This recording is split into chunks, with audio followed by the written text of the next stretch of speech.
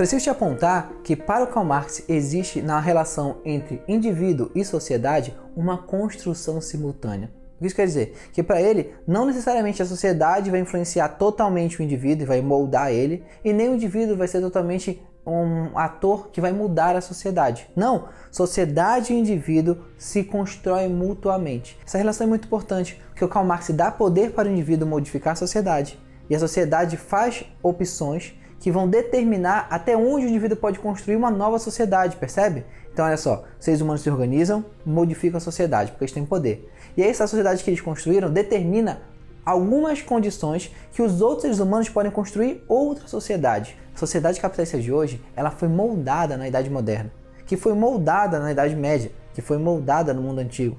Cada sociedade criada pelos homens antigos cria determinações básicas em que os homens podem ou não construir o seu destino. Apesar dessa relação parecer aqui muito simples, o Karl Marx vai acreditar numa última determinação econômica, ou seja, que a sociedade acaba tendo um poder muito forte sobre o indivíduo. Mas eu estou te explicando isso aqui para você perceber algumas críticas que são infundadas sobre Marx.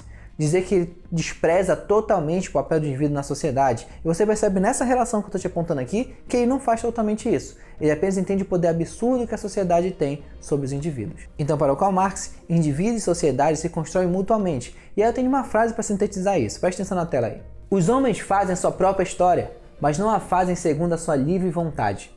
Não a fazem sob as circunstâncias de sua escolha, e sim sobre aquelas com que se defrontam diretamente, legadas e transmitidas pelo seu passado. Isso foi escrito pelo Karl Marx no seu 18 Brumário, e isso sintetiza bem essa ideia de que a gente pode fazer alguma coisa, a gente tem liberdade de ação na sociedade, mas a gente faz de acordo com as determinações que nos são impostas. E quem criou essas determinações que nos foram impostas? Nós mesmos.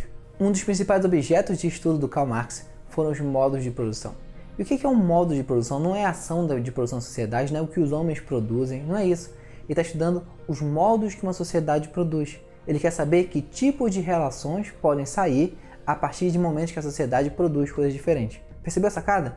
Ele está ligando ao que a sociedade produz, a economia da sociedade, diretamente à maneira que a gente pensa. Eu vou te explicar isso melhor através desse momento aqui. Eu coloquei aqui um prédio e coloquei as suas bases estruturais aqui. Você vai perceber que essa metáfora pode ser investida no final dessa aula. Qual é a metáfora que eu quero usar aqui? O prédio pode ser entendido como a parte exterior de alguma coisa. E as suas bases são aquilo que mantém o prédio vivo, mas que sem a base o prédio não estaria em pé. Qual seria a parte superior da sociedade para o Karl Marx? Aquilo que ele chamou de superestrutura.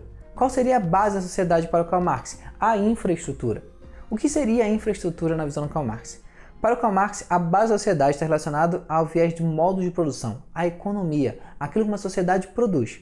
Tudo aquilo que uma sociedade produz é a base dela, e todas as coisas que estão em cima da sociedade, na superestrutura, se orientariam ao redor daquilo que a sociedade está produzindo, a sua base, ou seja, o seu modo de produção. O que é importante então sacar em Marx, além de que a infraestrutura está relacionada à grana e de que a superestrutura está ligada às ideias e ligada às manifestações políticas como um todo, é que o Marx entendeu que a infraestrutura influenciava a superestrutura. Isso é muito importante para a gente.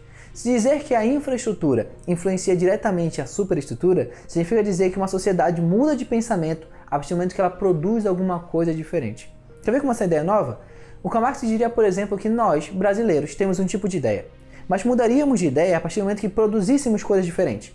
Somos o que somos para o Karl Marx porque nós produzimos commodities, somos produtores de commodities, desde sempre, e por isso temos essa forma de pensar. E aqui eu não estou considerando positivo ou negativo. Se nós, como um todos, virássemos uma potência tecnológica, pensaríamos diferente.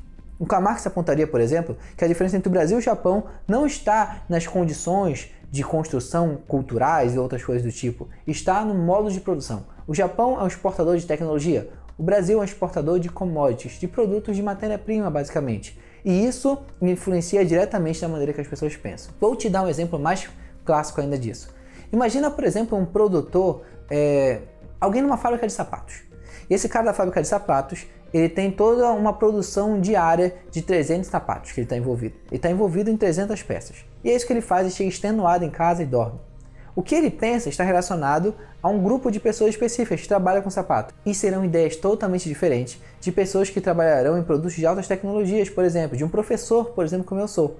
Eu penso diferente de um trabalhador de uma fábrica de sapato para Karl Marx, porque eu estou num modo de produção diferente. Eu estou numa maneira de produzir as coisas diferentes. Aquilo que eu produzo influencia naquilo que eu penso e não o inverso para Karl Marx. Então desde agora já saca que para o Karl Marx a infraestrutura influencia a superestrutura. E o que é a infraestrutura? A ideia é ligada à economia, ao modo de produção. E a superestrutura é a nossa cultura, a sociedade, a política, as nossas ideias em geral. E aqui eu separei um quadro para você observar e fazer um resumo comigo. Presta atenção.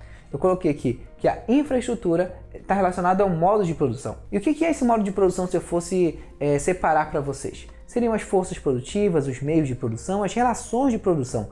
Tudo isso aí eu chamo de modo de produção. E o que seria, em outras palavras, mais simples ainda, a ideia do que seria um modo de produção? São as condições materiais da existência humana.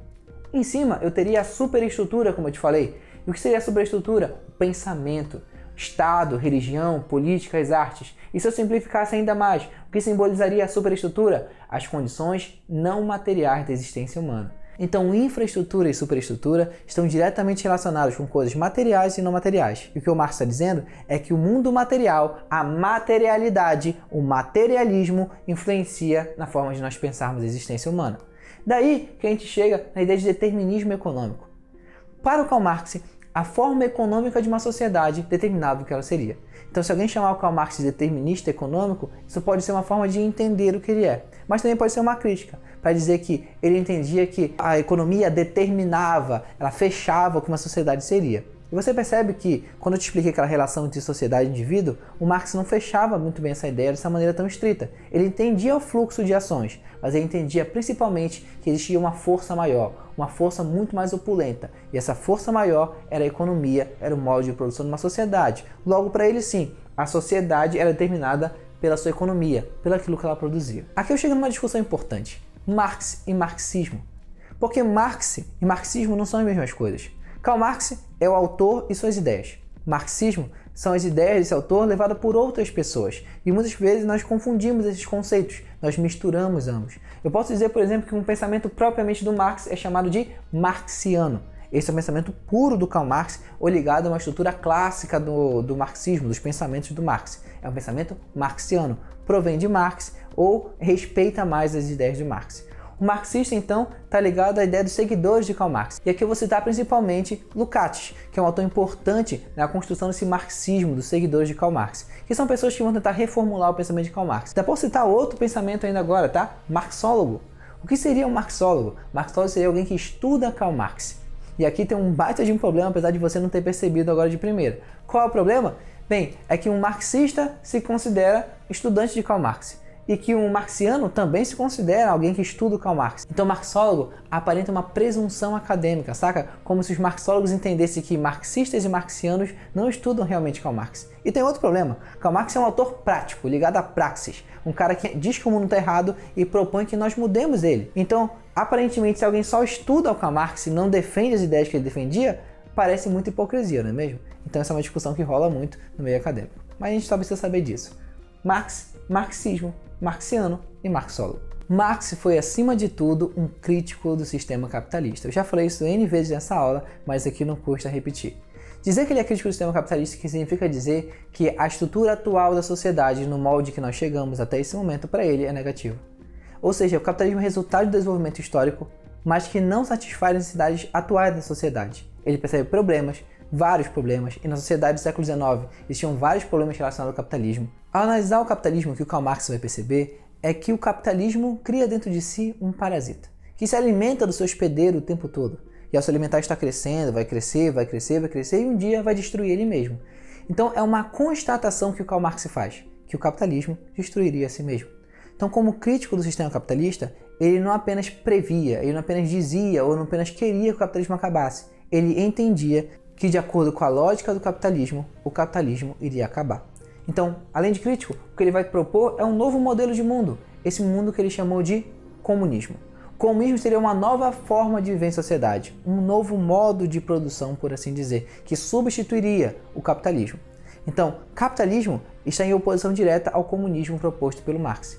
Esse futuro, esse momento ali no futuro em que as sociedades estariam igualadas, em que o Estado não existiria, o Karl Marx chamou de comunismo, um sistema que substituiria o capitalismo, como afirma aqui. No comunismo, o Estado não existe. No comunismo, a desigualdade não existem, classes sociais não existem. E é por isso que ele é importante. Na história da humanidade, não houve ainda um modelo de sociedade comunista, nem aos moldes de Karl Marx integralmente, nem próximo do que ele pensou. Porque não temos sociedades sem o Estado. O que nós temos, na prática, são experiências socialistas, e eu coloco muitas aspas nesses socialistas, para te dizer que esses caras, na verdade, estão pegando ideias de retalho sobre o que o Marx fez, sobre o que outros autores fizeram, e estão tentando aplicar, e são muitas vezes levados pela ganância, como todo ser humano faz. São sistemas que são distorcidos por ditaduras, socialismo de Estado. Então não faz muito sentido você criticar a ideia de socialismo por meio das práticas que ele teve. Você pode criticar essas ideias sem precisar criticar nas práticas. Uma das coisas que todo mundo critica, por exemplo, é que ser socialista não está na natureza humana, vai contra a natureza humana, que é naturalmente egoísta. E é muito mais plausível do que ficar criticando, por exemplo, a experiência da União Soviética e falar que o socialismo não pode acontecer por causa daquilo, já que a experiência da União Soviética não é uma experiência pautada naquilo que o próprio Marx falou.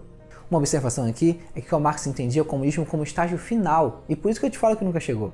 O capitalismo passaria por um momento de crise, e a partir dessa crise do capitalismo, o que eu teria, na verdade, é uma espécie de tomada de poder pelos caras que não têm poder. Quem? Os proletários.